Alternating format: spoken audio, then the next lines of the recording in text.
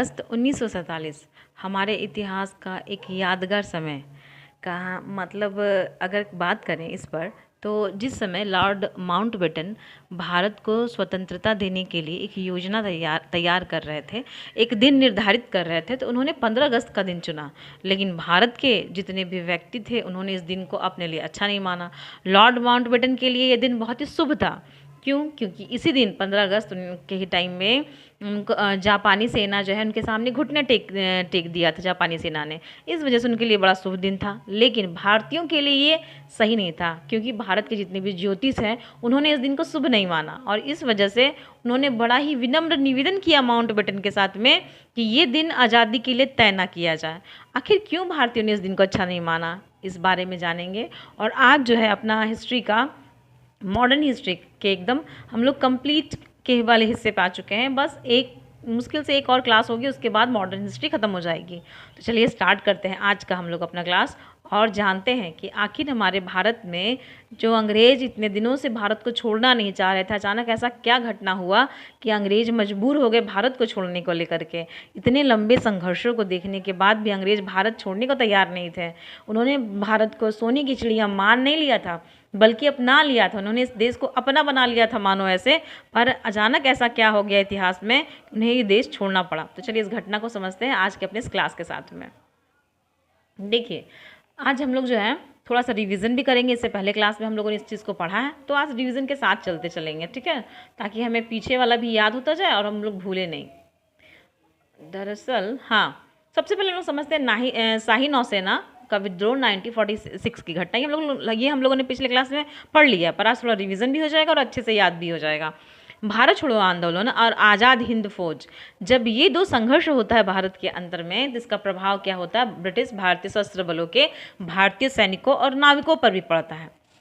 जब भारत छोड़ो आंदोलन पड़ता है तो बातों बातों में खबर कहाँ तक नहीं फैल जाती है। तो जब ये खबर भारतीय सशस्त्र बलों के सैनिकों, या जो भारतीय सैनिक थे उन पर, और जो नाविक थे उन तक ये पहुँचता है, और जो आज़ाद हिंद फौज ने किया था, जापान ने भी साथ दिया था आज़ाद हिंद फौज का, ये सारे संघर्ष जब ये लोग सुनते हैं तो इसका प्रभाव इन पर पड़ता होता क्या है।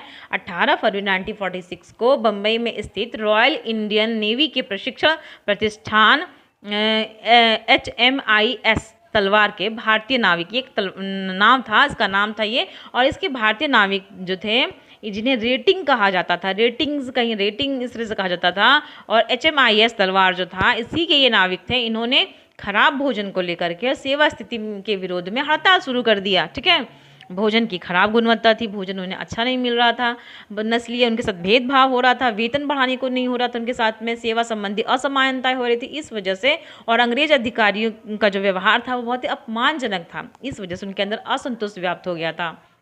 एक नाविक थे, उन्होंने BC दत्त की गिरफ्तारी, उसी समय क्या हुआ था, एक नाविक थे BC दत्त, उनकी गिरफ्तारी हो गई थी।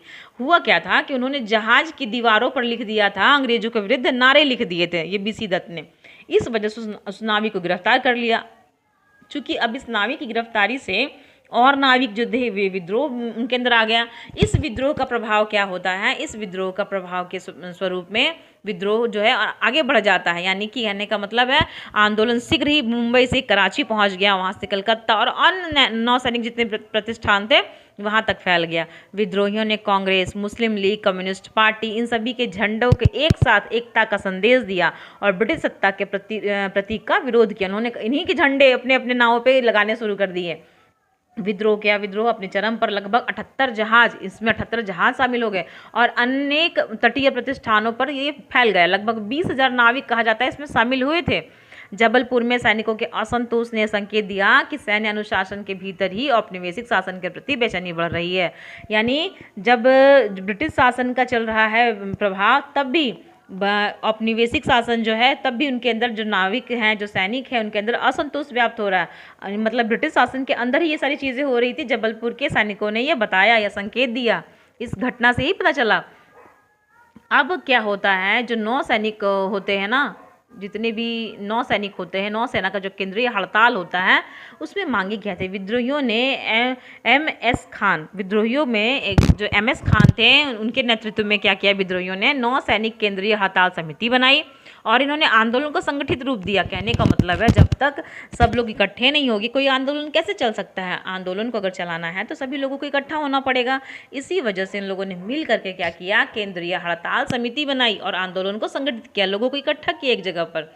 इनकी मुख्य मांगे नॉर्मल ही थी, क्या थी, बेहतर भोजन चाहिए इन्हें, भारतीय और यूरोपीय नागरिकों के साथ समान व्यवहार हो। अगर आप यूरोप के निवासी हैं तो आप यूरोपीय नागरिकों के साथ अच्छा व्यवहार करेंगे और भारतीयों के साथ नहीं तो क्यों नहीं करेंगे। प्रथम विश्व युद्ध से लेकर के द्वितीय विश्व युद्ध तक ले भारतीय नाविकों ने और भारतीय सैनिकों ने ब्रिटेन का बिल्कुल अच्छे से साथ दिया था। इस वजह से उनका कहना था कि जब हम इतना सहयोग कर रहे हैं तो हमारे साथ इस तरह का व्यवहार क्यों हो रहा है, ये सेवा संबंधी भेदभाव क्यों हो रहा है, उन्हें वेतन उतना क्यों नहीं मिलता।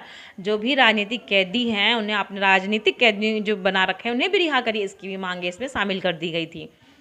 विद्रोह जो था वो केवल सेवा सुविधा का प्रश्न नहीं रह गया था, ये राष्ट्रीय आंदोलन की भावना से जुड़ गए थे। वो समय एक ऐसा समय बन गया था ना कि कोई भी एक छोटा विद्रोह होता था पर वो बड़े स्तर पर चल जाता था, पूरा देश उसमें शामिल हो जाता था।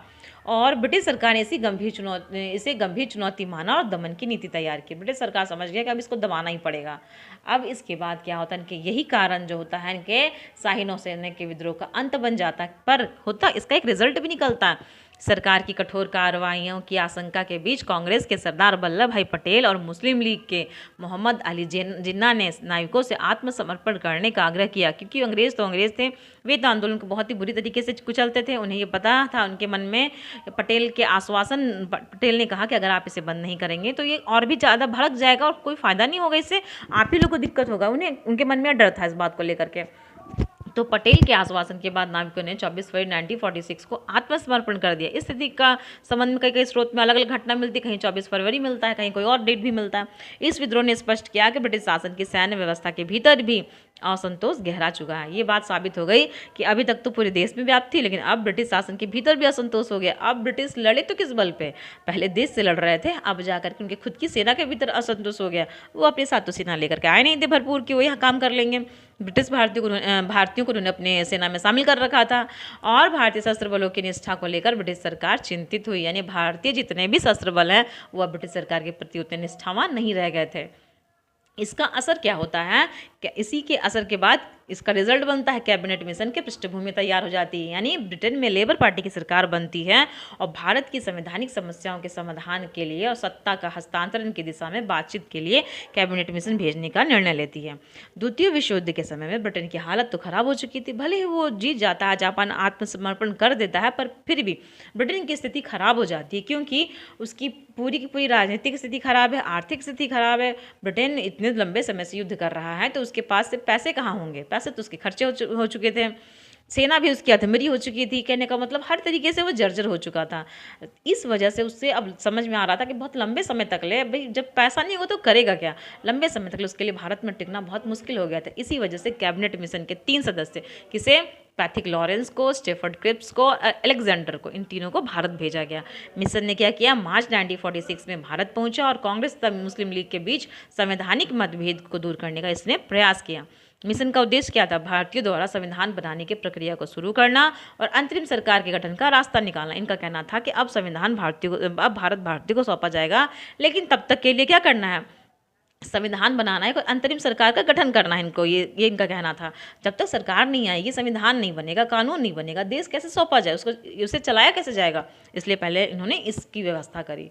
इस व्यवस्था के उद्देश्य से क्या हो गया कि जब कैबिनेट मिशन योजना 16 मई 1946 को कैबिनेट मिशन ने संवैधानिक व्यवस्था का प्रस्ताव रखा। इसका उद्देश्य क्या था, इसका उद्देश्य था भारत को एक संघ के रूप में बनाए रखना, जबकि मुस्लिम लीग की अलग राज्य की मांग का समाधान भी खोजा जाना था। इधर मुस्लिम लीग क्या कर रही थी, उसे तो अलग राज्य चाहिए था, उसे तो इससे कोई लेना देना था नहीं। अब चूंकि कैबिनेट मिशन ने कहीं से भी मुस्लिम लीग को अलग देश देने का या अलग राज्य देने की सोच नहीं रखी थी, पर इसका निर्धारण कैसे किया जाए, इसका समाधान तो चाहिए। इसके लिए उन्होंने क्या किया, संघ के पास उन्होंने कहा कि ठीक है, हम एक काम करते हैं, केंद्र को थोड़ा कम शक्ति देते हैं और प्रांतों को यानी राज्यों को थोड़ा ज़्यादा शक्ति देते हैं। उन्होंने क्या कहा, संघ के पास केवल 3 प्रमुख विषय रहेंगे। कौन कौन सा, विदेश मामला, रक्षा और संचार। महत्वपूर्ण मामले केंद्र के पास छोड़ दिए। इन विषयों के लिए जो भी वित्तीय अधिकार भी होंगे किसके पास होंगे, संघ के पास होंगे। इसके लिए जो वित्त की जरूरत पड़ेगी संघ स्वयं व्यवस्था करेगा इसका। संघ से बाहर बचे जितने भी अधिकार होंगे सभी विषय और विशिष्ट शक्तियां प्रांतों में निहित रहेगी। देसी रियासतें जो होंगी वो चाहे तो संघ को जितनी भी शक्ति संघ को सौंप क्यों न दी जाए, बाकी जितनी देसी रियासतें जो हैं संघ को जितनी शक्तियां सौंपती हैं बाकी शक्ति उनके पास रहती, चाहे जितना मन करे संघ को अपनी शक्ति सौंप सकती देसी रियासत, बाकी बची शक्ति उनके पास रहेगी। प्रांतों को समूह बनाने की स्वतंत्रता दी गई कि आप समूह बनाइए। प्रत्येक समूह अपने लिए क्या करेगी, कुछ प्रांतीय विषयों पर साझा व्यवस्था बना सकता था। यानी प्रांतों को अधिकार दिए जा रहे थे, उन्हें कहा जा रहा था कि आप समूह बनाइए, खुद से अपने विषयों के बारे में सोचिए, साझा व्यवस्था बनाइए, सब लोग मिलजुल करके व्यवस्था बनाइए। देखिए इन्होंने क्या दिमाग लगाया अंग्रेजों ने कि अगर हम अभी मुसलमानों को अलग प्रांत दे दें, अलग राज्य दे दें तो इससे समस्या होगी। इस वजह से इन्होंने क्या किया, बहुत तरीके से इन्होंने 3 ग्रुप बना दिए समूह, क ख ग ABC।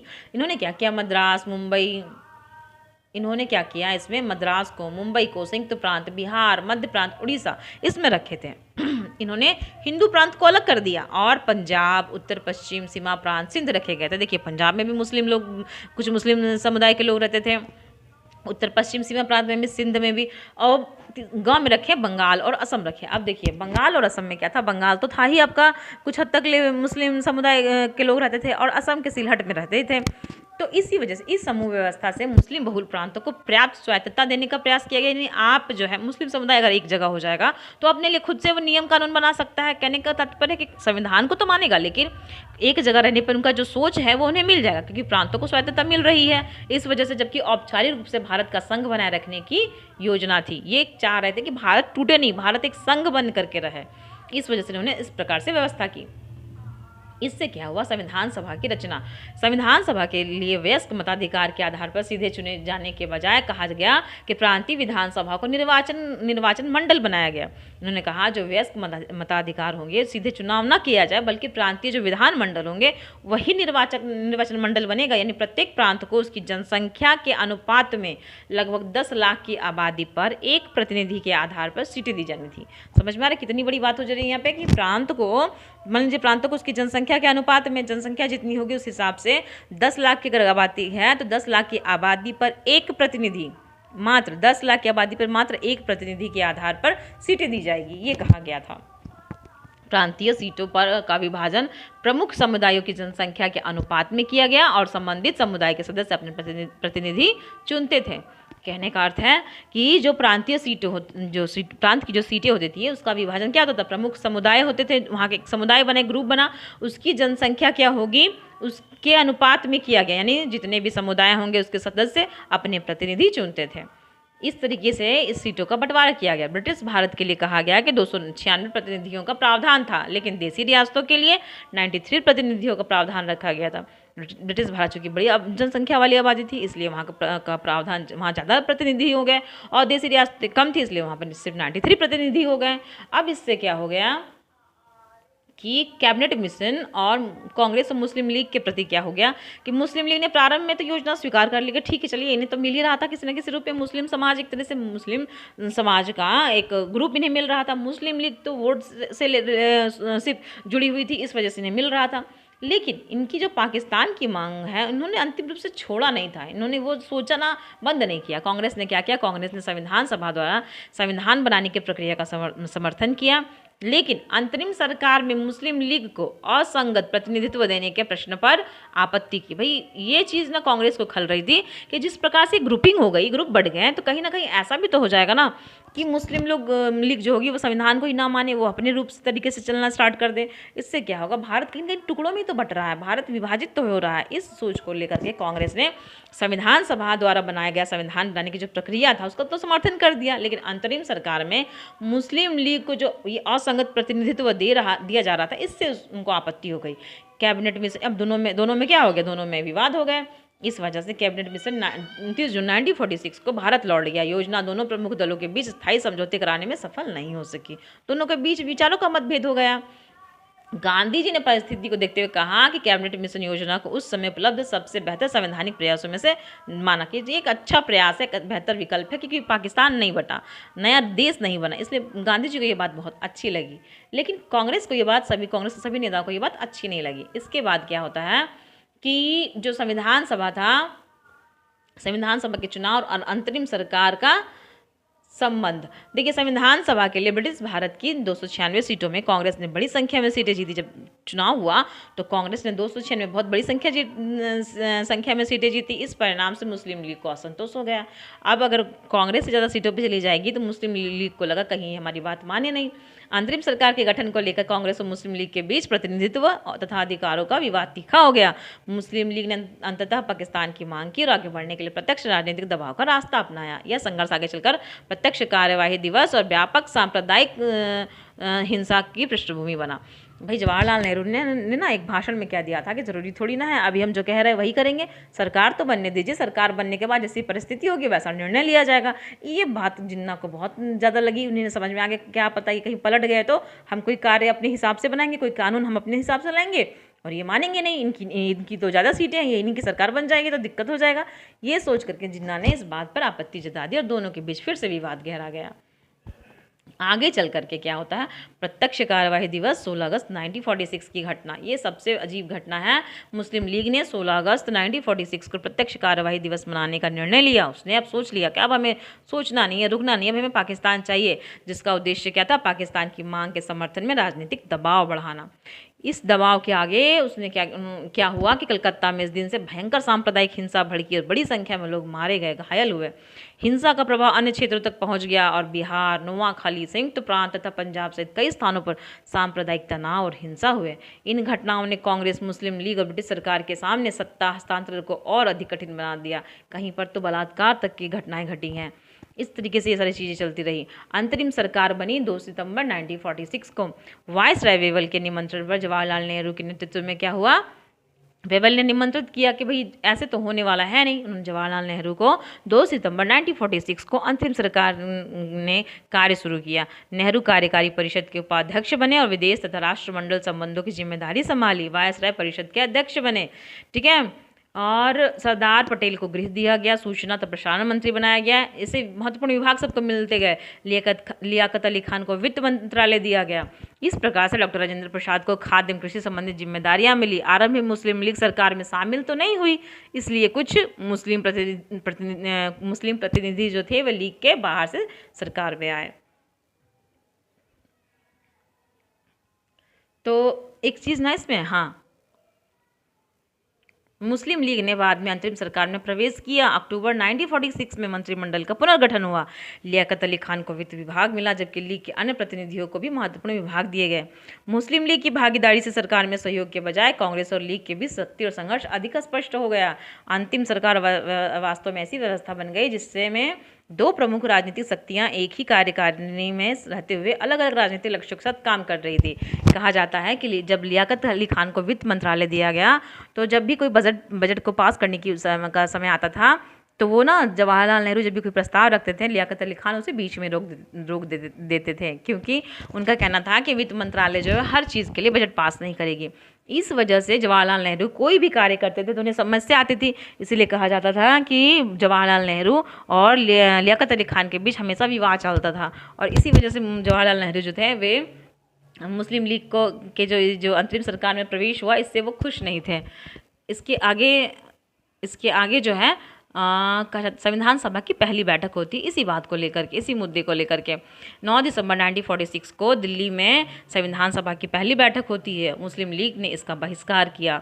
संविधान सभा का उद्देश्य भारत के लिए एक नया संविधान तैयार करना था, लेकिन लीग ने बहिष्कार किया कि उसकी प्रतिनिधित्वता पर राजनीतिक विवाद बना रहा।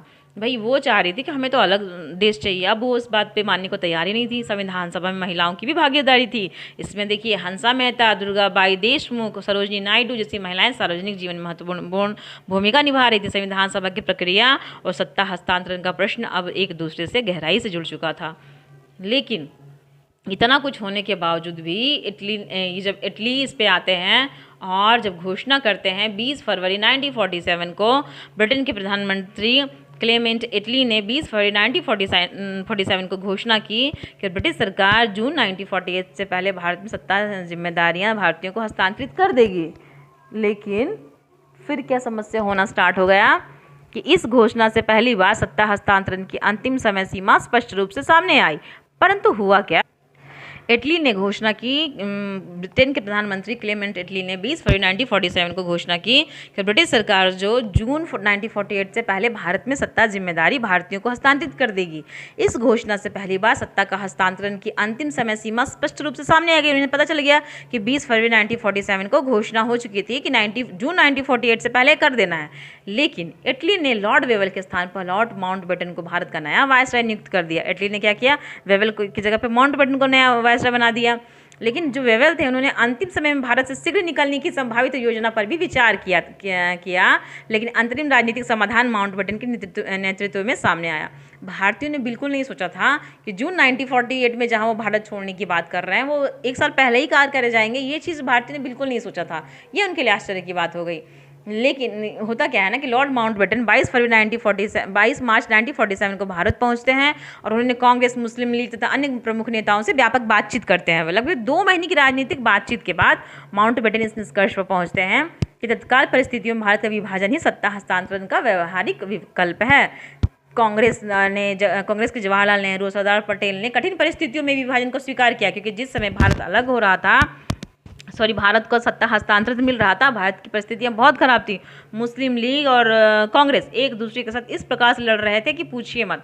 भारत की जो स्थिति थी वो अंग्रेजों ने तो बहुत ज़्यादा जर्जर बना ही दी थी। इस वजह से भारत की परिस्थितियां बहुत ही खराब थी, पर फिर भी इन्होंने भारत के विभाजन की परिस्थिति में भी स्वीकार कर लिया, जबकि गांधी जी अंतिम समय तक भारत के विभाजन का विरोध करते रहे। आपको बता दें कि जिस समय माउंटबेटन जवाहरलाल नेहरू से शिमला में ही मिल चुके थे और शिमला में ही उन्होंने भारत के विभाजन के लिए जो उन्होंने बनाया था चार्ट, उन्होंने जवाहरलाल नेहरू को दिखाया। जब जवाहरलाल नेहरू को उन्होंने दिखाया तो वो बहुत ही गर्म हुए। वे रात को ही चले गए टाइपराइटर के पास में और जाकर के उन्होंने कहा कि आप जो ये बना रहे हैं, ये जो है, इसे फटाक से इसे लंदन भेजिए, इसे दूसरा संदेश भेजिए, इसे बंद करिए।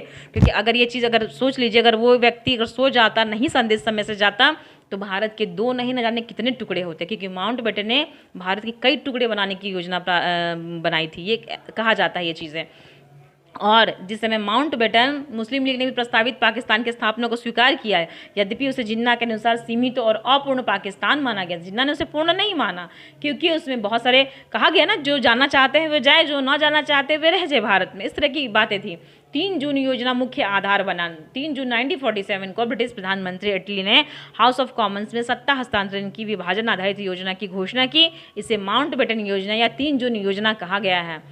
मुस्लिम बहुल क्षेत्रों को भारत से अलग होकर पाकिस्तान में शामिल होने का विकल्प देने के लिए कहा गया कि जो पंजाब में जो भी मुस्लिम समुदाय रहता है वो, और बंगाल की विधानसभा में अलग अलग निर्णय की व्यवस्था की गई थी।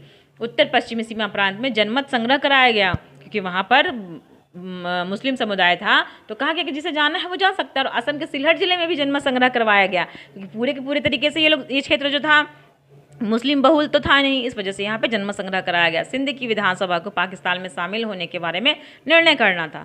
बलूचिस्तान के संबंध में भी संबंधित प्रतिनिधि संस्था के माध्यम से निर्णय की प्रक्रिया रखी गई।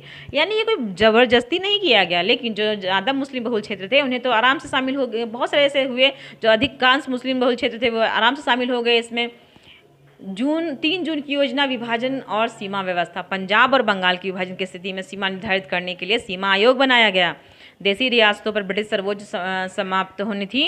जो देसी रियासत थे उस पर ब्रिटिश की सर्वोच्चता समाप्त होनी थी और उन्हें भारत या पाकिस्तान में शामिल होने का निर्णय लेना था। भारत और पाकिस्तान को ब्रिटिश राष्ट्रमंडल में बने रहने या भविष्य में उससे बाहर होने के लिए निकलने का अधिकार दिया गया। कहा गया कि अगर भारत और पाकिस्तान जो है वो ब्रिटिश राष्ट्रमंडल से कभी भी अलग हो सकता है, कभी भी उससे हट सकता है।